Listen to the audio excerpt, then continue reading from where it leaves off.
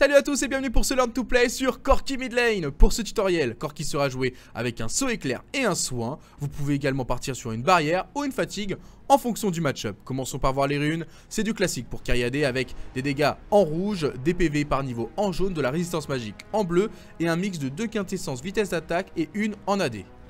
Pour les maîtrises, un bon 12-18-0 sera opti sur Corki. Quoi de mieux que le Thunderlord pour un champion hybride. De plus, vous partirez sur l'augmentation de l'AD et l'AP par niveau, ce qui ne pourra qu'être bénéfique pour la suite de la partie. Concernant le spell order, c'est du classique sur Corki. Prenez la bombe au phosphore au niveau 1 et 3, notez que ce sera votre sort principal niveau maxing. Prenez la Valkyrie au niveau 2 pour obtenir le plus tôt possible une escape correcte avant de partir sur la Gatling au niveau 4. N'oubliez pas bien entendu de prendre le barrage de projectiles au niveau 6, 11 et 16. Pour le starter, il n'y a pas 36 façons de démarrer. Ça sera encore et toujours une lame de Doran et une potion de vie pour obtenir des points de vie supplémentaires, de la sustain et quelques dégâts importants pour une bonne phase de lane. Le début de partie de Corki se résumera très souvent à éviter l'agression au maximum. Votre but est d'avancer dans vos niveaux pour devenir de plus en plus dangereux. Avant le niveau 6, vous aurez très peu de réponses lors d'une agression. Jouez du fait que vous êtes un AD disposant d'une portée correcte pour farmer tranquillement sans avoir de réel match-up qui puisse vous inquiéter. À partir de votre premier bac, donc votre brillance si tout se passe bien, vous aurez la capacité de faire des très gros trades en mid lane. Pour cela, il n'y a rien de plus simple. Une bombe au phosphore suivie d'une auto-attaque, on temporise le cooldown de la brillance et on remet une agression avec de préférence une grosse Bertha suivie encore une fois du proc brillance à l'auto-attaque. Vous l'aurez compris, ce personnage obtient son premier power spike à partir de cet item. Et encore plus quand il obtient sa trinité. À partir de là, il sera intestable contre la plupart de ses match-ups.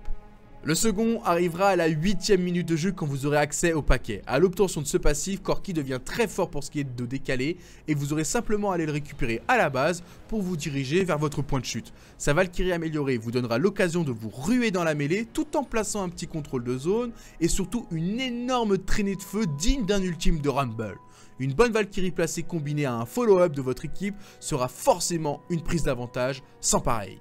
Pour ce qui est de la suite de la partie, Corki obtient surtout le rôle de second carry AD mais dans une optique un peu plus axée poke que dégâts. Son barrage de missiles fera de très lourds dégâts en zone combiné à ses auto-attaques hybrides. Jouez au maximum sur vos procs et il vous sera quasiment impossible de perdre une phase de siège ou même un teamfight si vous avez réussi à poke correctement au préalable. Soyez très minutieux quant au placement de vos grosses Bertha qui pourront mettre une pression phénoménale sur l'équipe adverse. Passons maintenant à l'équipement qui est un peu particulier pour Corki. Son premier item, ça sera celui dont nous parlons depuis le début, à savoir la force de la Trinité. Corki est un carry AD aux dégâts hybrides qui profite au maximum du potentiel de l'objet. Ce sera forcément la première chose à faire dans la partie. Pour le choix des bots, ça sera toujours des chaussures de sorcier, étant donné que Corki inflige énormément de dégâts magiques. Pour une game bien maîtrisée, vous aurez 80% de dégâts magiques pour 20% de dégâts physiques. Partez ensuite sur une fausse spectrale, Corki est une vraie pompe à mana et donc vous aurez besoin d'aller chercher de la régène sans pour autant ralentir votre obtention de dégâts. Troisième item, achevez-les avec un canon ultra rapide. C'est très fort pour jouer sur les procs brillance après l'utilisation d'un sort. Allez sur une soif de sang pour avoir de la sustain et pensez aussi à votre IE. Oui, l'Infinity Age, la lame d'infini qui augmentera votre taux de critique. Et merci d'avoir regardé ce tutoriel sur Corki. N'hésitez pas à lâcher un commentaire ou mettre un pouce bleu si ce contenu vous a plu. Vous pourrez retrouver une game complète commentée ici ou regarder le Learn to Play précédent en cliquant sur l'image. Mais dans tous les cas, c'est à vous de carry.